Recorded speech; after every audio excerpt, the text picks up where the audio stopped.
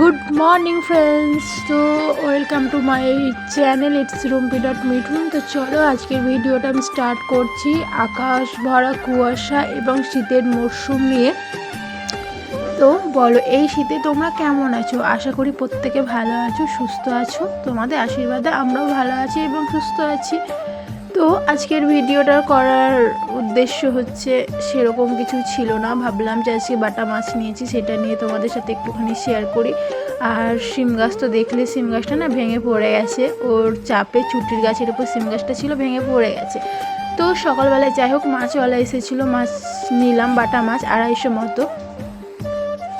তো আজকে দুপুরের লাঞ্চে খাবার ওটাই হবে, ওটাই তোমাদের সাথে আজকে শেয়ার করব। তো দেখো, যেহেতু শীতের মরশুম, ওই জন্য সবাইকে তো সোয়েটার এবং শীতের সব কিছু জিনিসপত্র পরতেই হয়, ওই জন্য আমরাও পরে নিয়েছি। তো বাটা মাছটা এখন হচ্ছে আমি পরিষ্কার করে কেটে নেব। কেটে নেওয়ার পর হচ্ছে নুন হলুদ মাখিয়ে রাখবো এবং পাশে ডাল ভিজিয়ে রেখেছিলাম, ডালের বড়া হবে। আর এই যে এখানে লাফা আলুতে ভাজা করছি, মানে এই ভাজাটা আমার ভালো লাগে, আমার ফ্যামিলির আর কারো ভালো লাগে না। তো যাই হোক, সঙ্গে পাঁপড় ভেজেছিলাম, যেহেতু পাঁপড় দিয়ে আমার ভাত খেতে সত্যি অনেকটা ভালো লাগে।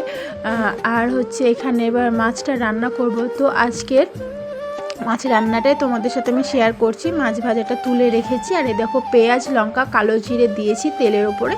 তো এবার হচ্ছে জল দিয়ে দিলাম। হ্যাঁ, এখানে হচ্ছে আমি 4 গ্লাস জল দিয়েছিলাম, গ্লাসটা একেবারে ছোট। আজকে রান্নার পদ্ধতিটা পুরো সম্পূর্ণ আলাদা।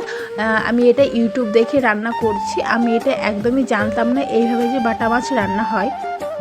বাট জল দিয়ে এখন হচ্ছে জলটা এবার ফুটে উঠবে, ফুটে ওঠার মধ্যে জলে দিয়েছিলাম সব কিছু, মানে হলুদ দিয়েছিলাম, তারপরে লবণ দিয়েছিলাম, একটুখানি চিনি দিয়েছিলাম, দিয়ে ওকে ঢাকা দিয়ে ফুটতে দিয়েছিলাম। তারপরে হচ্ছে মাছ দিয়েছিলাম, মাছটা ফুটে উঠলো, তারপর হচ্ছে সর্ষে বাটা দিয়ে গামাখা করে নামিয়ে নিয়েছিলাম।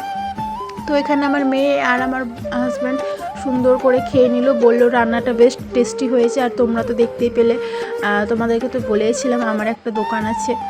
আর হচ্ছে এই যে ছাদে চলে এসেছি, স্নান টান করে, রান্না করার পর স্নান করেছি। তো এখন ছাদে এসে জামা কাপড় অনেকগুলো শার্পে কেচে রেখেছি, ওগুলো এখন হচ্ছে শুকোতে দেবো। তো চলো যাই হোক শুকোতে দিয়ে দিই। আর এই যে এখন প্রচণ্ড রোদ, সকালবেলায় ঠান্ডা লাগছে ঠিকই, বাট দুপুরের দিকে এতটা রোদ, ছাদে এসে দাঁড়ানো যাচ্ছে না, মনে হচ্ছে যেন মুখ পুরো পুড়ে যাবে এমন অবস্থা। তো যাই হোক চলো জামা কাপড়গুলো শুকোতে দিলাম। তারপরে হচ্ছে এখন বসে আছি, ঠান্ডা ঠান্ডা, যেই বাড়ির ভেতরে যাচ্ছি ঠান্ডা লাগছে, বাড়ির উপরে যখন আসছি গরম লাগছে। আর এই দেখো আজকের মেনু দেখতেই পাচ্ছ, আর পাঁপড়, জলের বোতল নিয়ে আমি পুরো ছাদে চলে এসেছি। এখন হচ্ছে ছাদে বসে বসে খাবো। আমার বর আর আমার মেয়ের খাওয়া হয়ে গেছে অনেক আগে, আমি অনেকটা পরে খাচ্ছি, যেহেতু আমি কাজ করছিলাম। পুজো টুজো করার পর ছাদে এসে খেলাম। আর এই দেখো দুটো ছাগল আমাদের বাড়ির গেটে কেমন বসে আছে। তো ভিডিওটা ভালো লাগলে প্লিজ লাইক কমেন্ট শেয়ার করে দিও, আর দেখা হচ্ছে নেক্সট ভিডিওতে।